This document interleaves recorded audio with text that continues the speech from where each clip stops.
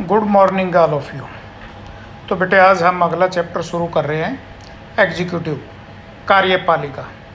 इसके जो main concept है वो मैं आपको थोड़ा सा आज क्लियर कर देता हूँ। सबसे पहले the executive is that organ of the government which enforces the will of the state expressed in the form of laws. Executive सरकार का एक ऐसा अंग है जो जनता की इच्छाओं को या स्टेट की इच्छाओं को कानून के रूप में लागू करता है। हम अपने प्रतिनिधि चुनकर भेजते हैं, उन प्रतिनिधियों में से एक मंत्रिमंडल बनता है, कार्यपालिका बनती है और वो फिर जनता की इच्छा के अनुसार जो है वो कार्य करती है। Executive is one of the important organs of the government and exercise vast powers over the people in the country. Executive एक बड़ा महत्वपूर्ण अंग है सरकार का जो जनता के द्वारा चुनी हुई सरकार की पावर्स का इस्तेमाल करता है, देश में शासन को चलाता है। दूसरा, काइंड्स ऑफ एग्जीक्यूटिव, कार्यपालिका जो है वो कितने प्रकार की होती है। Real and nominal executive, single and plural executive, parliamentary and presidential executive. Presidential parliament मतलब संसदीय कार्यपालिका।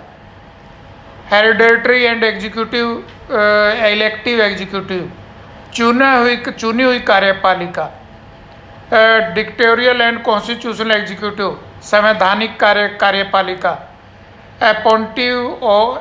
अपॉइंटिव एंड नॉर्मेटिव एग्जीक्यूटिव, जो सरकार के द्वारा अपॉइंट किए हुए कार्यपालिका। पॉलिटिक एंड परमानेंट एग्जीक्यूटिव, राजनीतिक और जो स्थायी कार्यपालिका होती है। तो कार्यपालिकों को हम इतने भागों में लगभग बांट सकते हैं। नेक्स्ट, फंक्शंस ऑफ एग्जीक्यूटिव, कार्यपालिका के कार्य क्या है।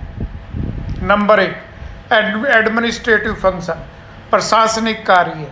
पॉलिसी फॉर्मेशन, नीतियां बनाना। नंबर 3, अपॉइंटमेंट्स, नियुक्तियां करना।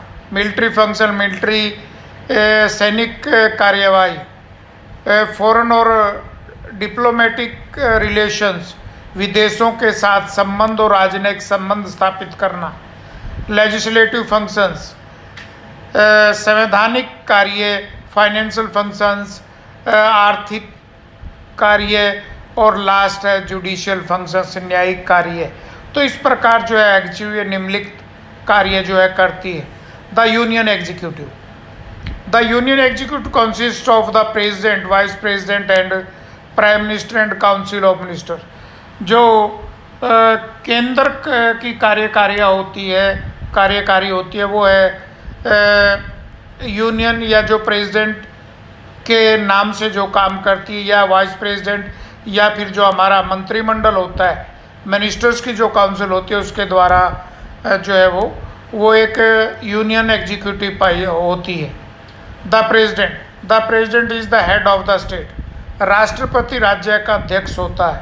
The entire administration of the state is run in his name, और पूरा प्रशासनिक कार्य जो है देश के अंदर वो राष्ट्रपति के नाम से चलता है। अब है राष्ट्रपति का इलेक्शन कैसे होता है, चुनाव कैसे होता है। The president of India is elected by N electoral college consisting of the elected members of the parliament and the elected members of the state legislature assemblies. जो राष्ट्रपति का चुनाव हो तो उसके लिए एक इलेक्टोरल सिस्टम होता है, कॉलेज होता है, जिसमें पार्लियामेंट के सदस्य और स्टेट विधानसभाओं के सदस्य जो है वो उसमें हिस्सा लेते हैं। पावर्स, उसके शक्तियाँ क्या है। The powers of the president can be divided into 2 categories. राष्ट्रपति की शक्तियों को 2 भागों में बांटा जाता है। एक नॉर्मल टाइमिंग में जो शक्तियाँ होती हैं, और दूसरा एमरजेंसी पावर्स, आपातकालीन शक्तियाँ। एक सामान्य शक्ति और दूसरी आपातकालीन शक्तियाँ। 6, union cabinet is the real executive. The president is a nominal head of the states, whereas union cabinet is the real executive. जो राष्ट्रपति होता है वो नाम मात्र का कार्यकारी अध्यक्ष होता है। एक्चुअल जो पूरी पावर होती है वो कौन यूज करता है? मंत्रिमंडल, executive cabinet. 7, prime minister as head of the council of minister. There is a council of ministers with prime minister is its head to aid and advise the president. एक मंत्रिमंडल होता है जिसका अध्यक्ष प्रधानमंत्री होता है, जो राष्ट्रपति को कार्यकारी से जो है वो सलाह देता है और राष्ट्रपति उस मंत्रिमंडल और प्रधानमंत्री की सलाह से जो है वो कार्य करता है। तो बेटा आज सिर्फ यही क्वेश्चन यही करेंगे हम। इस चैप्टर की जो मेन कॉन्सेप्ट थे वो मैंने आज आपको बताए। ठीक है, थैंक यू।